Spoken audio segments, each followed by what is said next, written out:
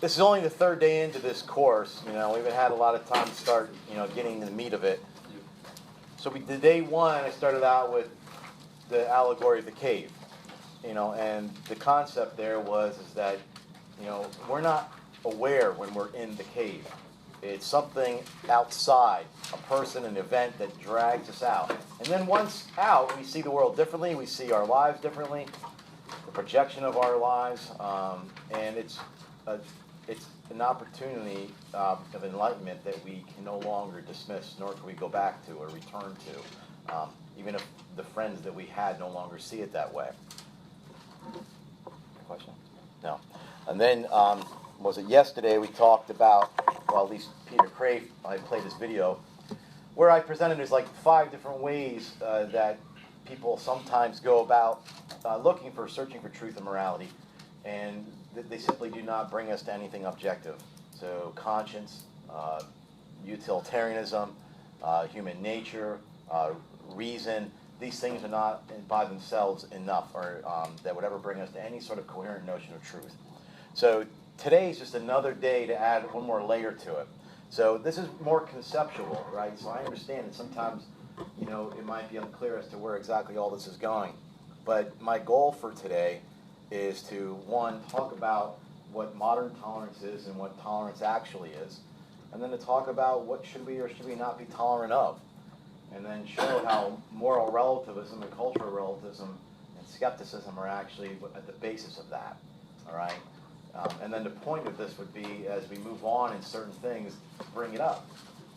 And then point back. This is why we have difficulty, making certain judgments. All right? So anyway, with that being said, oh, and by the way, tomorrow, for those of you that are not going on the March for Life, or those that are, you still have to make it up. Absolutely. What you're doing tomorrow is you're going to compare genuine goods with what I call counterfeit goods. So I list 7 of them, and they'll go by your last name, which one is assigned to you. But you'll compare wisdom with cleverness, dignity with glamour, truth with expediency, beauty with titillation, goodness with just being nice, character with developing a personality, and reputation with fame. And 2, the point there is that oftentimes we are not choosing between good and evil. In fact, mostly we're not. We're choosing between competing goods. Yes, you're only assigned one of those. And no. And by the way, I'm going to be asking you I'll be giving you the definition of the genuine good and be asking you to come up with a definition of the counterfeit good. Just go on the internet, and just find a definition for it. That's all I'm really after there. Okay? All right. Is it online?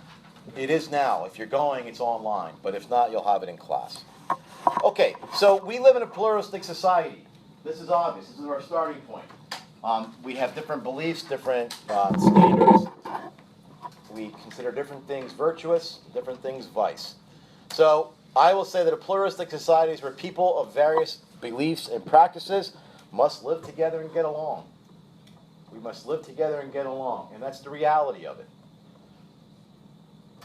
So maybe that's, in a sense, why Be Nice comes into it, because sometimes we don't know how to get along. And you know how difficult that is. You know how difficult with even the community of this school is for people to get along. It doesn't take much to set things off. Social media doesn't help, all right? Doesn't help with adults either. Adults that seem to be attracted more to Facebook. It's hard to get onto Facebook and not see one political, post after another. Well, it's frustrating, right? So, but the reality is we live in a society where people have differing beliefs. So what do we do, okay? How do we approach that? So anyway, we'll talk about that as we move on. First off, this is, when I say modern tolerance, what I mean is this is what our culture today typically understands as a definition when somebody says, you just need to be tolerant of people. What they are saying is it's the practice of recognizing and accepting the beliefs and practices of others. It's the practice of recognizing and accepting the beliefs and practices of others. So if you don't like what I'm saying, I ask you to be tolerant of me, but what I'm really implying is you need to accept what I'm doing. all right? Because we live in a pluralistic society. So without getting into the discussions too What do you deep. mean by accept? Well, in other words, I'll use for an example, like if there's LGBT rights, okay? Now, they're asking for to be tolerant. But what they're really asking is that I accept that lifestyle. That's what I mean. In other words, that I not just put up with it, but that I call it, something that's worthwhile pursuing. Oh. Okay? So, yes, Jordan. And can there never be, like, in a sense, can there never be tolerance? Well, no, we're gonna talk about that in a second here. Let me give you what I'm calling the true definition of tolerance. All right, and I'm not just picking on that. That's just one example. Okay. Now, when I say genuine tolerance, this is my claim as to what exactly tolerance truly and indeed means. So, genuine tolerance can be defined as the patient forbearance in the presence of an evil one is unable or unwilling to prevent. Patient forbearance in the presence of an evil one is unable or unwilling to prevent. So, under this definition of tolerance, if I were an LGBT advocate, I would not want to be tolerated, because to be tolerated is to say that what I am doing is wrong. All right? Now, yes, it's the patient forbearance in the presence of an evil one is unable or unwilling to prevent. Before I go on more about that, let me just give two more little points about this. Yes, dear? What is the patient forbearance? Patience, obviously, we know what that is. Forbearance is, I'm going to endure it. This will help you understand. Okay, let me do these 2 points, and if you still have questions, Liz, ask. Okay, first of all, the etymology for the word tolerantia, okay, means to endure, like endurance, and it means fortitude. Okay? Endurance and fortitude. That would be like forbearance, Liz. So it means an endurance and a fortitude.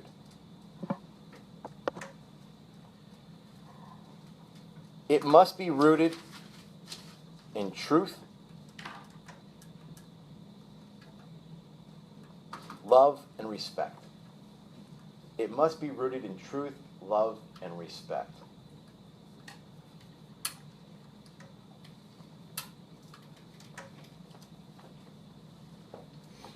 Yes. Endurance or Endurance and fortitude. fortitude. Thank you. One last thing before I talk about it. Yes, dear. So modern tolerance means that you're okay with it? No. Oh, yes. Well, yes, correct. You're okay with it. Modern tolerance means you're okay with it. And then genuine tolerance means that You're not okay. You're not okay with it, even though you know you have to live alongside it. Okay. So, in other words, Martin Luther King Jr. Was not tolerant in the modern sense. Okay. He's not going to accept racism. Okay. But it was there. Okay. So in a pluralistic society, it's there. So I will bear it, patiently, as I try to overcome it. Okay? But you notice the whole time, though, he would call it something evil. At no point did he accept it. All right? So if a person were racist and they came to me and said, you need to accept who I am. I want you to be tolerant of my positions. No, that's an evil. Now the problem is we're scared to call certain things evil. We might all accept, at least today, racism is evil. But other things, So if I were an LGBT advocate, I would not want somebody to tolerate me. Because that says that what I am doing is something wrong, and you're bearing it. That type of thing. So modern tolerance is like accepting and understanding, but then genuine tolerance is just like knowing it's there. You know it's there, and it could be like... It's not accepting. No, it's not accepting it. That's right. Now, again, this is the problem. Language is extremely important, and language shapes the way that we think. So if we start to use language loosely, whether we know it or not, the way we see reality is going to be shaped loosely. All right? So there are things that we would not tolerate. And we'll look at this in the next slide with, cultural relativism and such.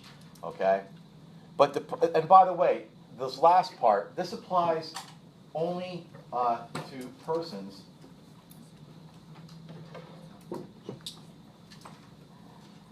not to truth. Okay? Tolerance applies to the person, not to a truth. Okay? So I may have to tolerate individuals, but not what they believe. We'll always work against that. Yes.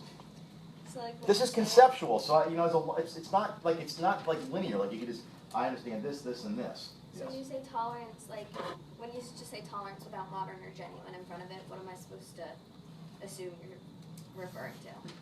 I'm sorry, I don't know if I understand you. Say that It's again. like you said, like whenever you just say tolerance in general and regarding to any of it, do we just assume you're referring to genuine or? No, when I use the word tolerance, if I don't use the word modern in front of it, I'm talking about this. Well, other people, like in our society. I think In our generally society, speaking. it's modern. Yeah, but when when you say it, we should refer to And genuine. let me tell you, the thinkers, even like I'm talking on both sides.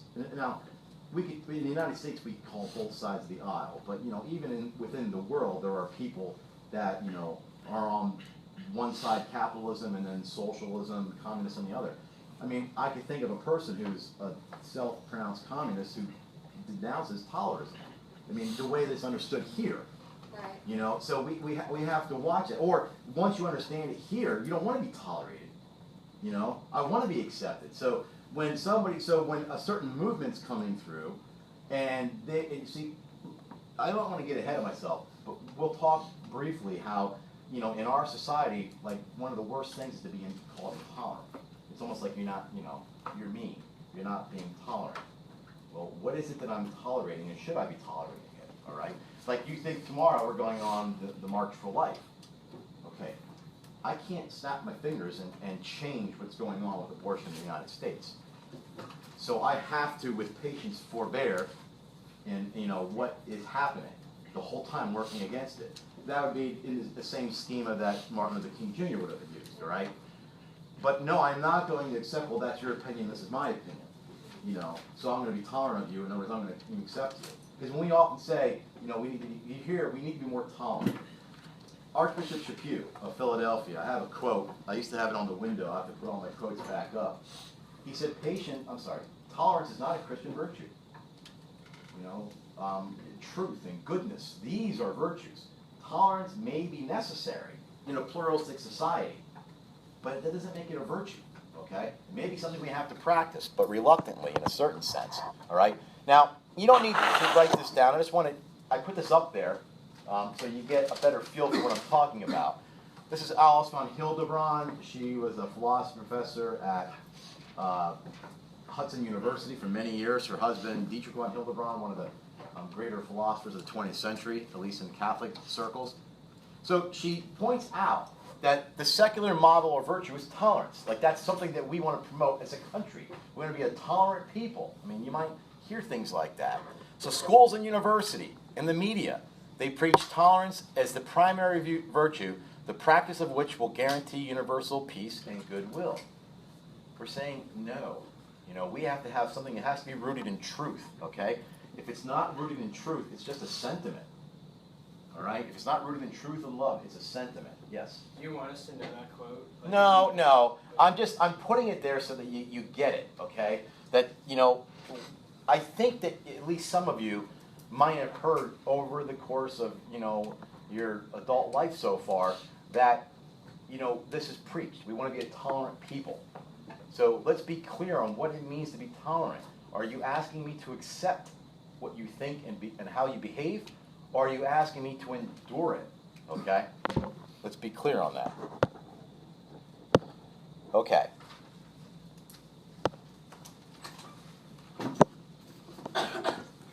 So, if we can follow what Alice von Hildebrand said there, and if we relate to it whatsoever, at least understand that it's, part and parcel of our culture, then I'm using the word sin, as an analogy.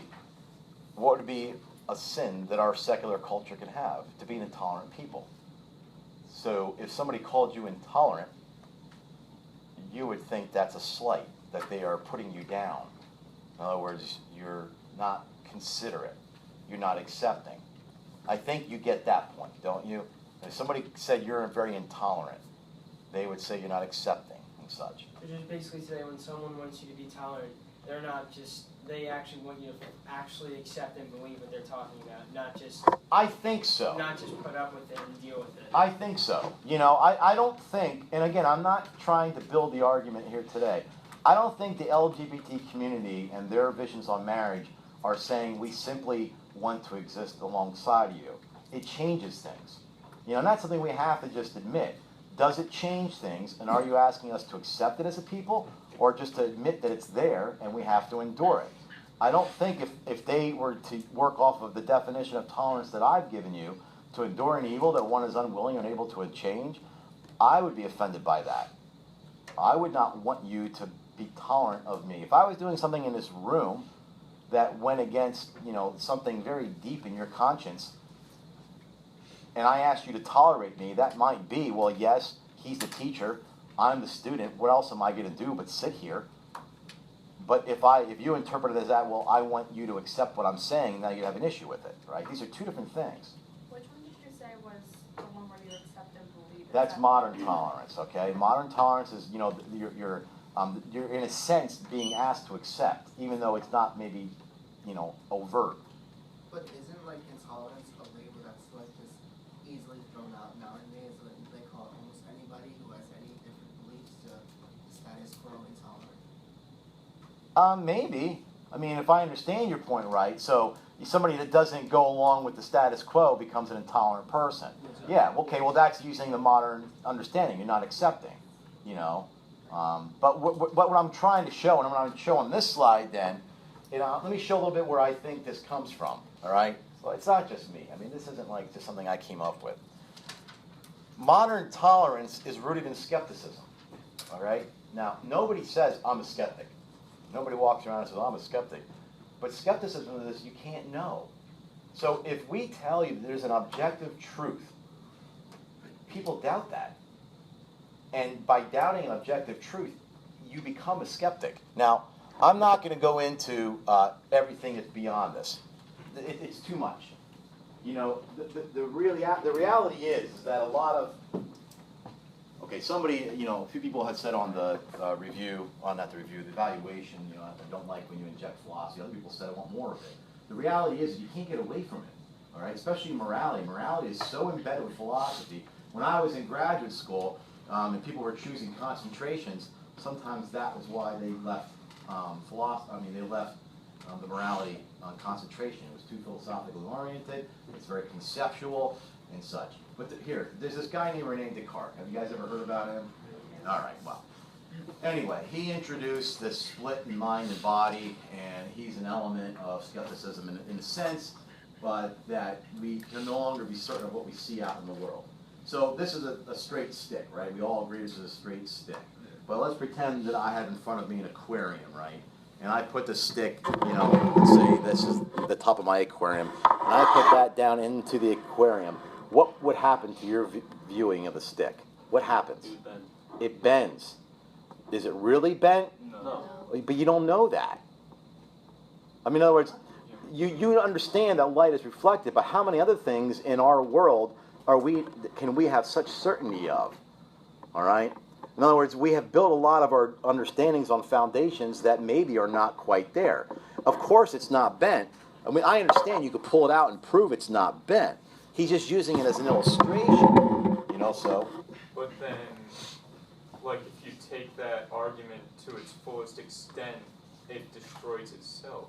Like, because then, by that logic, that argument might not be able to exist because that argument has... No, he doesn't apply it to that. He applies it to the reality that we see, okay? So, in other words, not just the physical objects out there, but how do we really know? I mean, I'm not trying to be funny about this or to make more of it. We don't have the time to develop this, right? If you want to read Descartes, he's written quite a bit. But there's this unsureness, one, that what we see, let's put it this way. You can't always trust your mind. You can't always trust what you see. And here's one way you do know this, right? If you ever seen those mind games on TV, right? Yeah. It's enough to make you think that perhaps This isn't what, reality is. I saw this video. It's this 3D artist. It's the coolest stinking thing I ever saw in my life. They show it from this angle, and it just looks like a flat picture. And as the camera goes in front of it, all of a sudden the whole thing goes absolutely 3D, and you're looking down hallways, and it goes back again. So how do we know? I mean, I'm not going to sit here and try to make his argument, all right? I mean, he's what's known as the father of modern philosophy because he's changed all this stuff, and he brought this mind-body distinction. It's not important for what we're doing here. All I'm trying to say is it's rooted in skepticism, and that skepticism has made it into our understanding of the world. How do we really know certain things are true? In other words, it may be true for you. Is it true for me? We make fun of the person that talked about alternative facts, right? That's all in the news right now. All right? It's a misspeak. I mean, I think I'm not defending her. I don't really know what she was talking about because the only way to stay healthy emotionally is to stay away from the news. But because I think at this point, if this election showed us nothing else, it showed us that the news is nothing more than entertainment, right? And half the time, it's just unless you know what their position is, you have to filter it out. But the reality is this. Like George Orwell, in 1984, they said, all the books sales have skyrocketed since then. It's a little peculiar because really at the base of Orwell was this, what we call newspeak. It wasn't when you lied, it's when you said something was that wasn't, right? So if we were to call abortion reproductive rights, that's newspeak. And that's been around for a long time. I don't know why all of a sudden it seems like it's prevalent now. This has been happening in our culture for decades, right? But anyway, that being said, we wonder now, is this true? Or is it just true for me? So I'm probably going to make you more confused because I don't have any time to give any foundations for that. So let's just say this. People are skeptical. They're not quite sure we can know what is or is not true. That means it's based on sentiment and or apathy.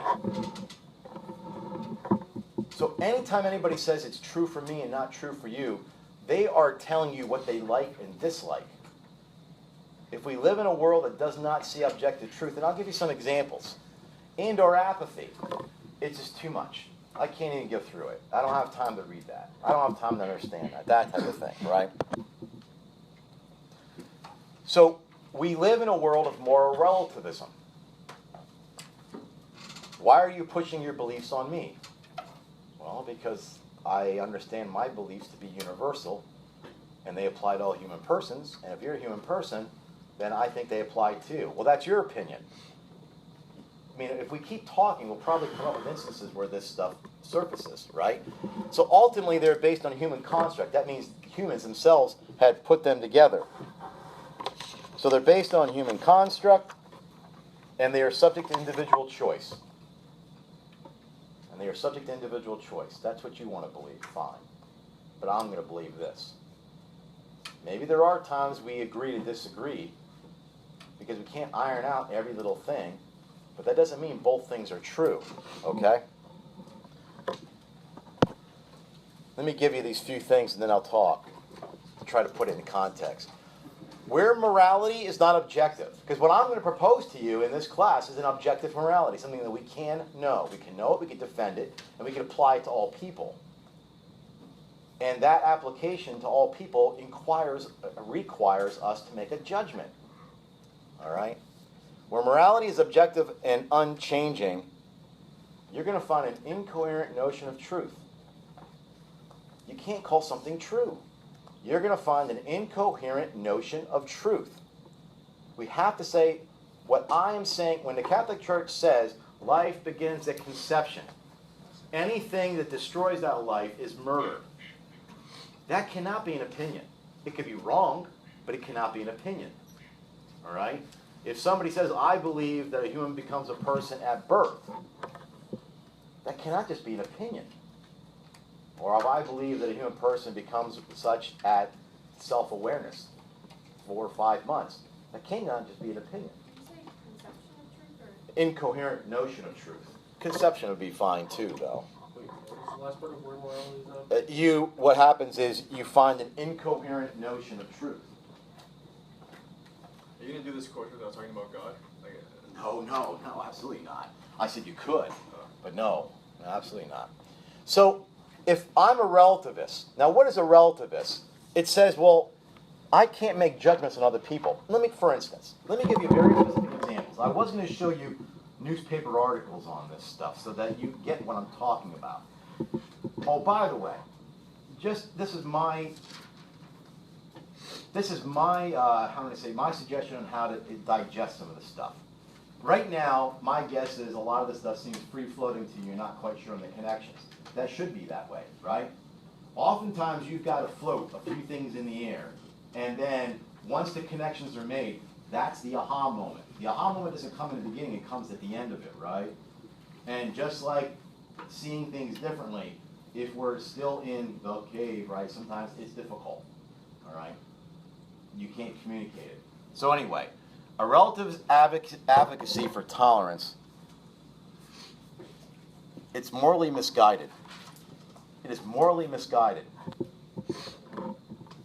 Why? Because you can't tolerate everything. Let me ask you this. In Germany, a woman, an 18-year-old girl was burnt to death by her father because she refused to marry the man that, according to his religion, she should. what was this? Well, this stuff goes on. It's not. I was going to bring up articles, but I don't want to get into the cases. Should we be tolerant of that? No. Okay. Well, okay, but see, the fact that you say no means that you believe there's some objective truth that a person's life should not be taken, even for that reason. Okay. In parts of Egypt, in Africa, they have what they call female circumcision, right? It's based on sexism. In other words, for the young girl to control her libido, her sexual desires, they remove an aspect of her, sexual organ. I'm just going to leave it like that, so that it reduces her desires. Now, this happens today. I don't know how many they said, 2 million in 2016 this happened to. This can happen soon after birth or all the way up to puberty. They remove actually an external aspect of it, okay? Should we tolerate that? No. But you see, you cannot say that without making a judgment. A moral relativist or a cultural relativist is going to have to say, well, but that's how your culture sees it, and this is how my culture sees it. We don't want to live in a world where it's up to individual cultures, okay? So if one culture wants to suppress another because of their race or creed, we legitimately and absolutely say that is wrong. We make a judgment, all right? We are not going to be tolerant of it in the modern sense. We are not going to accept it. If a jihadist said, you need to be tolerant of me, no, I do not, okay? So the only way you can do this is by making objective judgments, and the only way you can do that is by not being skeptical. You have to say that truth is knowable, and we're going to base our judgments on that truth. So now, those might be easy cases. Maybe it's something that we all agree on. But there's a lot going on in our culture today, and the marriage issues are one of them. So what happens when, and I can talk very calmly and coherently about the marriage issue. But what would if I do, what would the LGBT community think of me? I am not being tolerant of that. It's not tolerance in that sense. I cannot accept this, right? I understand in a pluralistic society that we are going to have people of differing beliefs, and there are some things that we can legitimately talk about, even good things, right? Like immigration.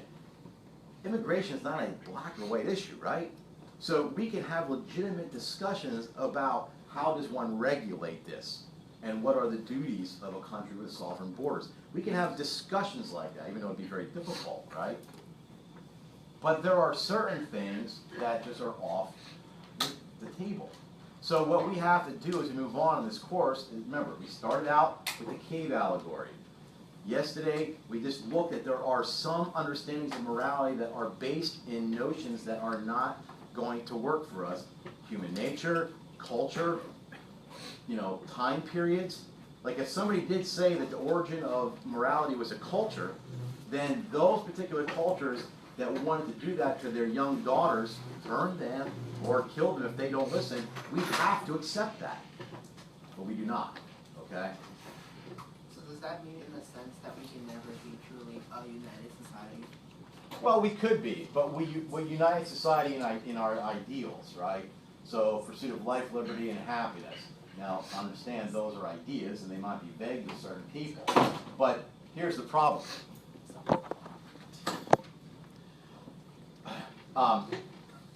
If we don't look for the great ideas, but we only look to ourselves and what are our particular desires, that makes us egocentric. All right? So Benedict XVI said, we have to watch that we don't build a dictatorship of relativism.